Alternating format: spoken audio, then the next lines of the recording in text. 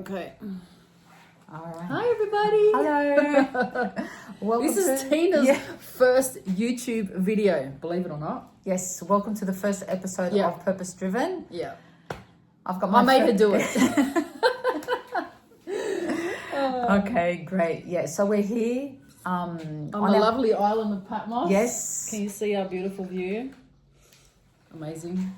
Yeah, and we're here on our first episode of Welcome to Purpose Driven, and where we have a space here for real conversations. We have stories of resilience, growth, and finding meaning through life's challenges. And today I have with me my dear friend Maria Gryllis. Welcome, Maria. Thanks, darling. Great. So, okay, so... Do you want to tell them a little bit about how we met and how we came to be yeah, why such not? close friends? Okay. All right. I think So that'd be a good start. yeah. Okay. Should I start? Go for it. Okay, well, Tina was actually born in Sydney, and so was I. So, Tina, I believe you came back and lived with your family in Patmos when you were 14? Yes. Was it 14? Yes. Came here in 1994. Yeah, so you came back when you were 14 with your whole family, and I sort of started coming back here. My father was born here, so I have a connection to Patmos already. My first trip over here was in 88 after a situation that happened sort of overseas, and we kind of just, the family felt like it needed some time away. So we came to Patmos just to kind of regroup. And then after that, from 2002 onwards, I kind of came here every 2-3 years, and obviously have fallen in love with the island. Am I that good, am I? I'm fine. And then, yeah, so I fall in love with Patmos, and I made the big jump to sort of live here for a little bit and just see how it goes. And I ran into Tina. I met somebody else. I think I got a massage, and then I just kind of said, do you know anybody else that's like-minded? You know, someone that's like, you know, on my same wavelength. And she mentioned Tina, and that's how we met. Yeah. That was great. And yeah, from then on, we've been conversing and talking about different things and resonate on quite a few topics. That's it. And yeah, I've made her start her YouTube channel. So this is it. We're challenging each other at this moment. Exactly. Yeah. Exactly. So it's been great. It's been such an honor and a pleasure to know this beautiful lady right here, and who's about to share her story. And enough said. I'm going to let Maria do the talking now. Okay, once she kind of introduces herself. So, first question. This is a question that I've always loved, you know, on other podcasts that they've asked. Yeah. Go for it. So, if we met somewhere casually, like at a party or over a coffee, how would you introduce yourself? Oh, wow. Okay. Oh, wow. That's a hard one. Yes. I'm usually not stuck for words.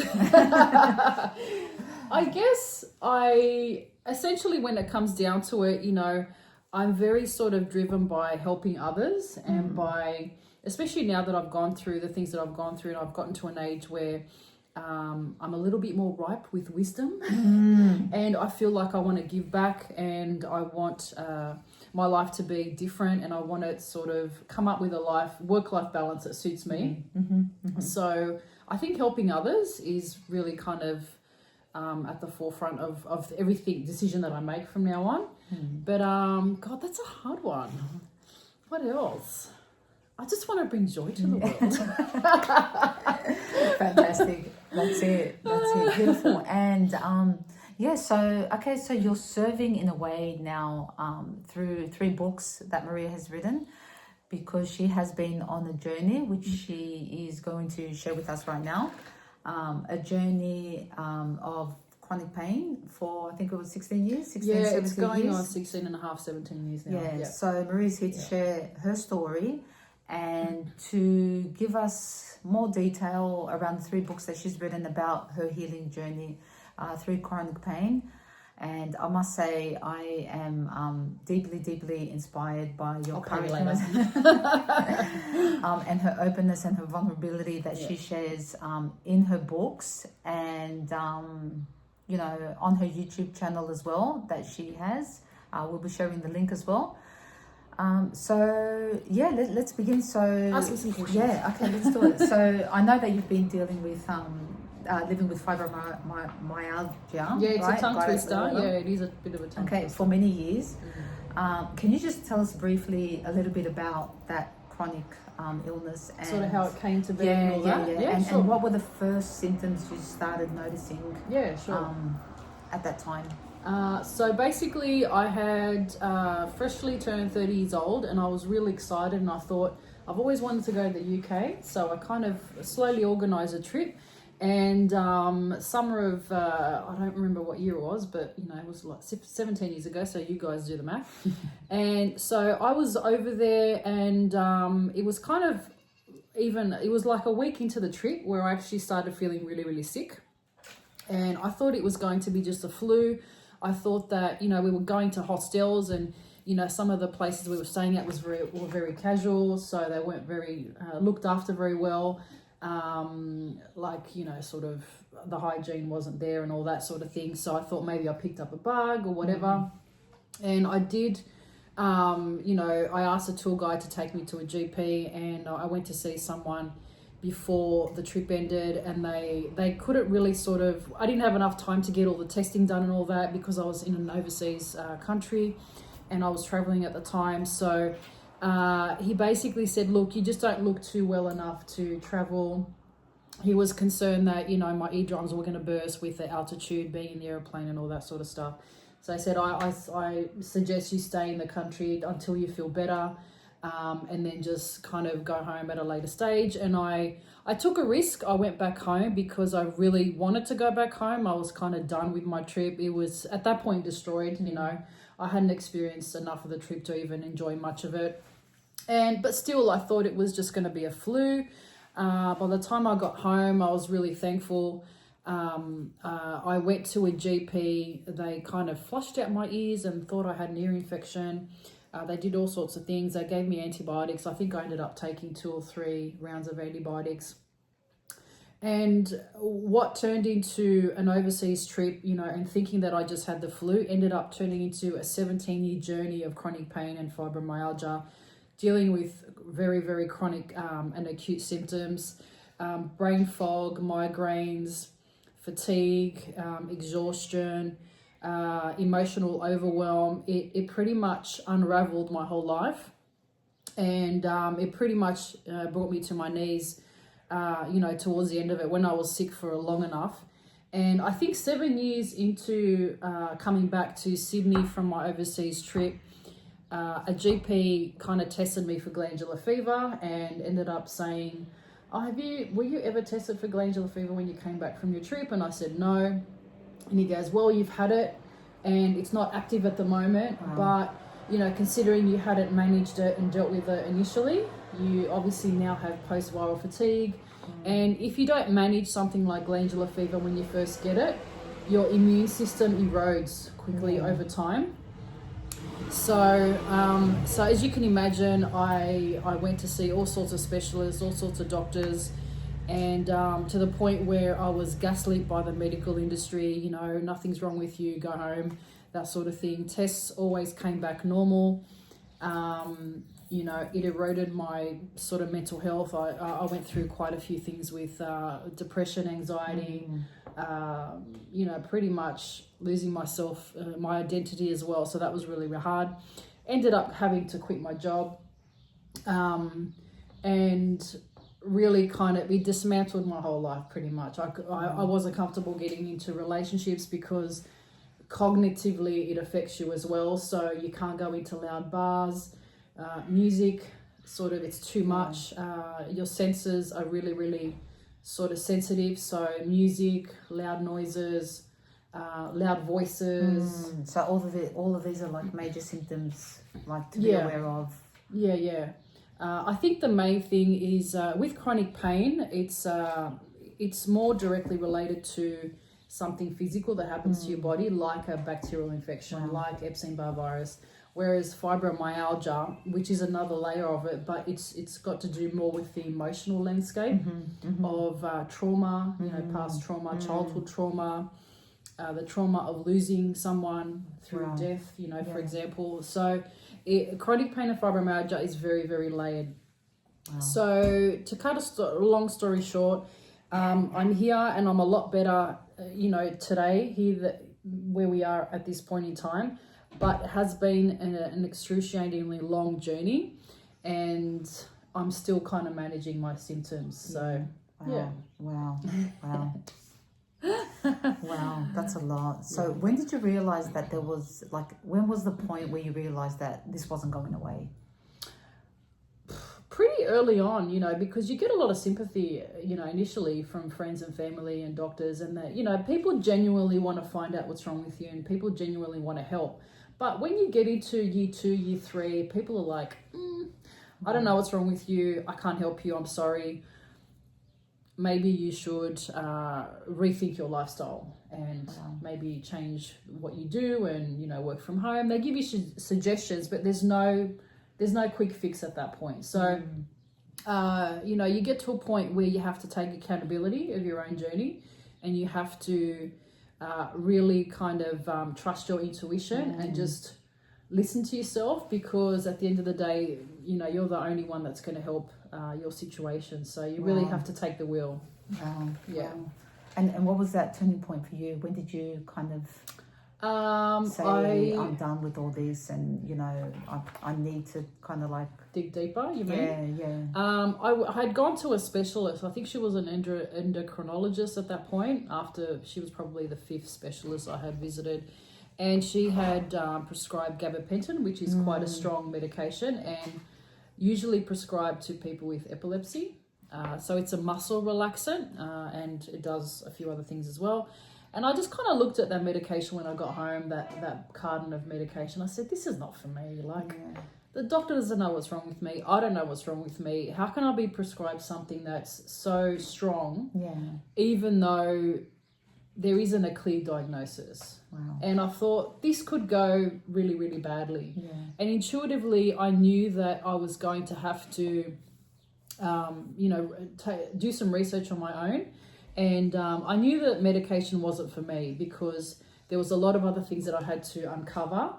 And I think that I kind of knew that the medication was going to be a Band-Aid fix. Yeah, wow. And that's when I kind of took that, I pivoted, and I said, I'm going to take control of my healing journey. I'm going to do some research. I'm going to try different things and just try and listen to my body more. And is this where the books came to life? The books came to life right at the end of my journey. It was almost like a retrospective need to document all of this. Oh, wow. Because when you're in the thick of it, you don't have the mental capacity or the mental clarity even to write anything like this. You've got so much brain fog, you can't even function. You can't even write an email, let alone a book. Wow. So I had to get to a point where I had gone through enough of my healing journey, and I had enough sort of, distance with what had been, so I can actually have the strength and the clarity to write a book. So it was right at the end of my journey, actually. Yeah. Wow. It wasn't too long. It was about a year ago. And what's the intention behind the book? Initially, I didn't really want to sort of, I was still quite vulnerable at that stage, and I just wanted to get it started as journaling.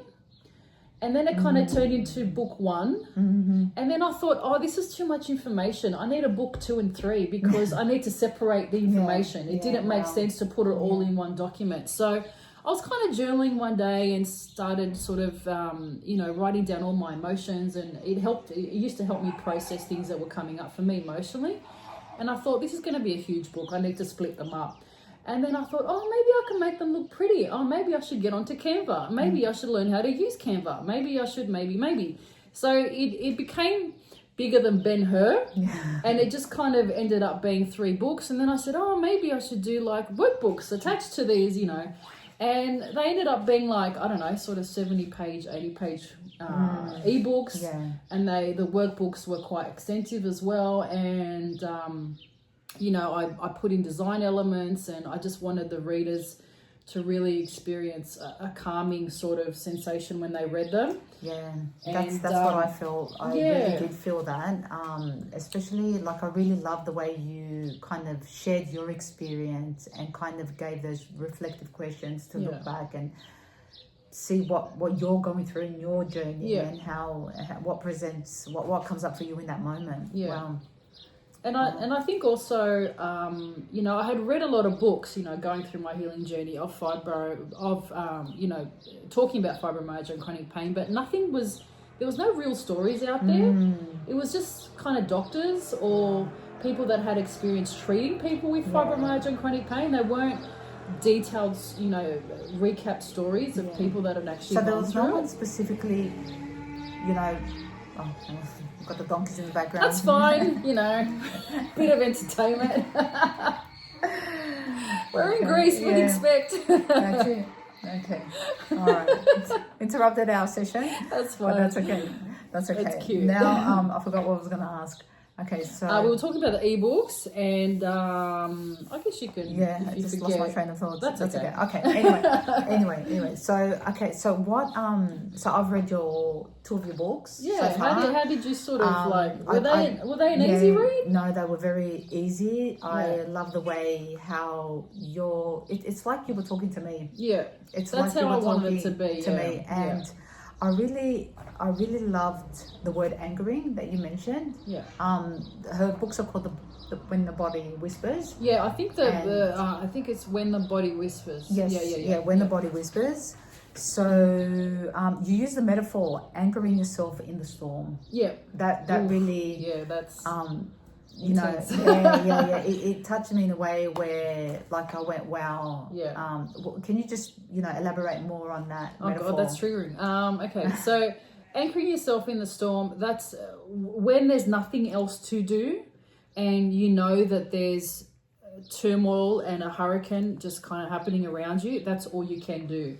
And it's about, you know, grounding yourself literally and spiritually as well, you know, whether that's, you know, taking your shoes off and actually grounding, just an example of it, but really staying centered regardless of what you're going through, and just kind of allowing yourself to surrender to the experience, because the hurricane that's going on around you is, you know, sometimes it's a short storm, sometimes it's really, really long. You don't really know, and your senses are kind of all over the place. You're quite disorientated, and I feel disorientated just talking about it, you know. Wow. It kind of, you know, every time I talk about, you know, things that I've written in the book, it kind of takes me back, and it's just, I have that sort of memory of it. Yeah. But just kind of staying grounded, you know, while your body's readjusting, healing, going through the motions, and I think that's really important. Wow. Yeah. And how do you feel when you go back and read the books? I've cried many times reading the books. Yeah.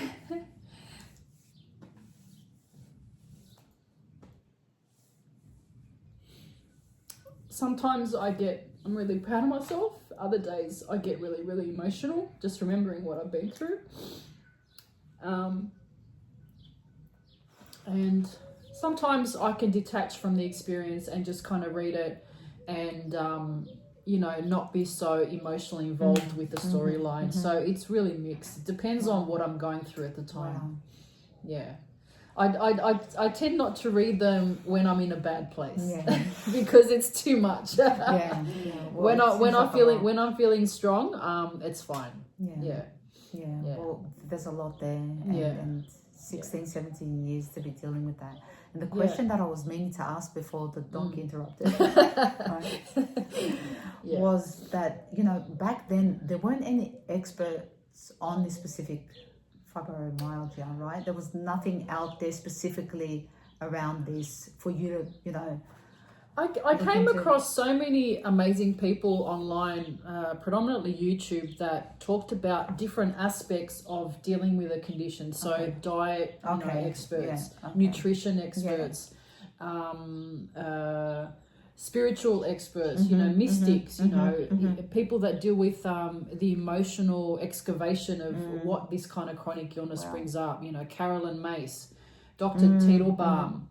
Is that Carolyn who was here in Greece? Yeah, she was in Athens not long ago. Gabor Mate, who talks about he's fantastic. the body. Remember what's his book book called? He's got so many books. The Body Remembers or The Body Keeps Score. Yeah, something along the lines of that. Yeah, like a lot of Dr. Avadia as well, who talks about, he's a 30-40 year cardiologist that's dealt with people with health issues, and he's an advocate for certain types of diets. So don't want to go into diets too much today, but when you're desperate, you try different things, you listen to different people, you try controversial protocols, you're desperate.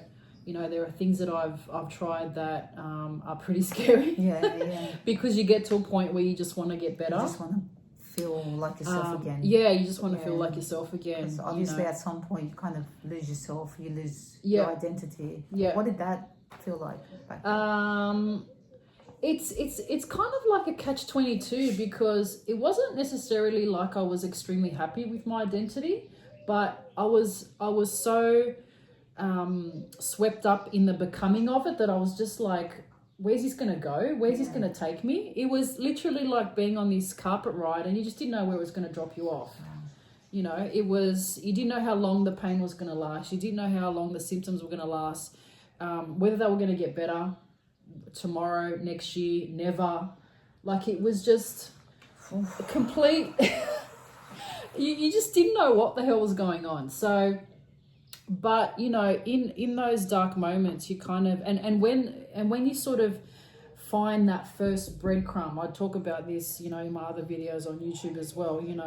When you're in a very acute situation, and when you're at your worst, doesn't matter how bad it is, you do find that first breadcrumb, whether it's like a light bulb moment, or someone that you hear on YouTube that kind of says something that really sparks something. I really need to try that. For some reason, intuitively, I feel like that's going to help. That's your first breadcrumb. And then for some reason, you get onto somebody else and they give you advice about dietary changes, and you make those changes, and for some reason your life gets better and your symptoms get better. And it's just a chain reaction, but it's about getting to a place where you're open enough to find these breadcrumbs. And in the book, I think in the first book, you talk about surrendering to that. I think surrendering to the experience is more for people that are just so they cling on to the obsession of activity and productivity, and just allowing sort of everyone's expectations of you to just fall away, and just kind of let the chips fall where they may, and just kind of really allow your body to do what it has to do, and just let your body fall apart. Let others help you. Reach out for help, whether it's mental health help, whether it's friends and family. Talk to your partner, talk to your family, talk to friends, and tell them that you're not okay. That's what I mean by surrendering to the experience. Wow. Yeah. Sounds like a lot there. And for anyone who's in this situation, sorry, it's a bit heavy, guys. That's right, but there are a lot of women out there, and men who are suffering from chronic pain and chronic illnesses. Men also. It's not more women get it. I've done a lot of research and read a lot of books about why women get it, but men also do get it, of course. Of course. So, what does your life look like now? Hello. Well, I mean, I guess I can talk about how I got here, and why I decided to sort of live in Patmos. At the end of my journey, I kind of realized that my life really has to change. I got to a point where I was living at home with mum and dad. They were my safe space, my soft place to fall, which I'm very grateful for. But at the end of my healing journey, after I kind of wrote the 3 books, I just felt like I was ready to get out there. My spark for life came back really, really slowly, but it was really tiny, but it came back eventually. And I said to myself, I've always wanted to live in Greece. I do have a connection with Patmos. Dad's from here. We've got a house here. Can I make it work? What does that look like? I just said to myself, what else is possible? Now that everything's like burnt to ashes, how can I rebuild? What else is possible here? And that's when I made the decision to come over here, initially for just like a 2-3 month holiday, just to kind of regroup and relax.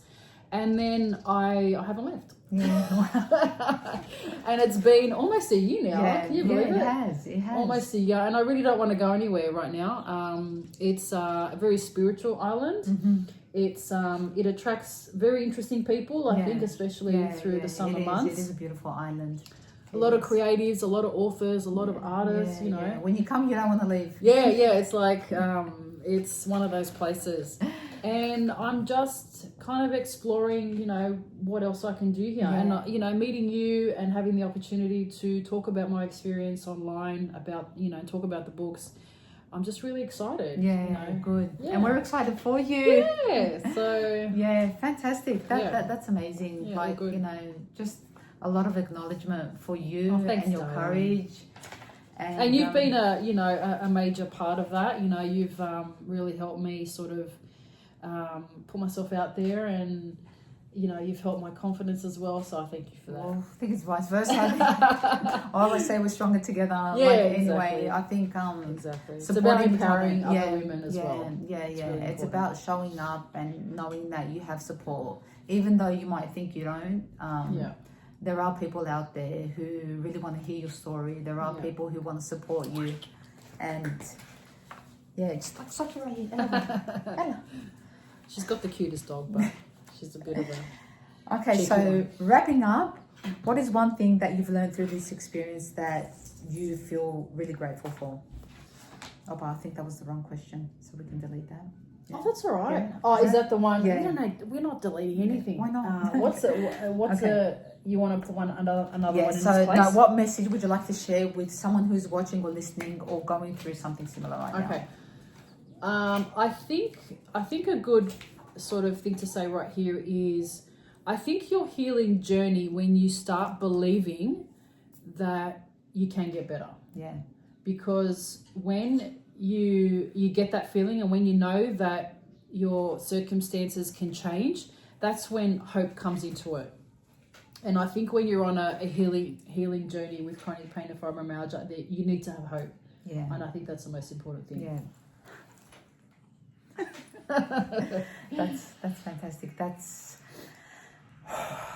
Do you want to say anything else? Okay. About yourself? I'm just grateful that Maria's here and encouraged me to do this first episode on this YouTube channel. Sharing her message is very inspiring, and I'm really hoping and that important, that it really does resonate with you, and reading her books will definitely broaden your awareness of what possibilities are out there now, in a time where we do have access to more information. We do have access to people who are sharing their experiences and being vulnerable and have the courage to step up and really talk about what's difficult for a lot of people. So thank you so much for being here. No problem. It's been amazing. We'll just make it a weekly thing. I mean, you know, it's not a bad view. So thank you so much. So if you want to like, share, subscribe to this channel, to Yep. Tina's channel. Check out all the links below. We'll add them when we post the video. where can they find your ebooks? I will add the links below the YouTube video, and once you go to my YouTube channel, every video will have my ebook links below every video. So if you look at, what's that little sort of square part at the bottom of the video? I don't know what the word for it is. No idea. It's okay. Below every YouTube video, I do have the ebook link, so it's very easy to get there. Yeah. All right, so stay tuned for more videos. You're just going to get a lot more information now. Yep. It's so much more fun doing videos with another person, because I've been doing like so many on my own. I'm like, this is boring. So thank you so much, Marina. Thank you so much. My pleasure. And Thanks, we'll see everyone. you guys soon. Bye.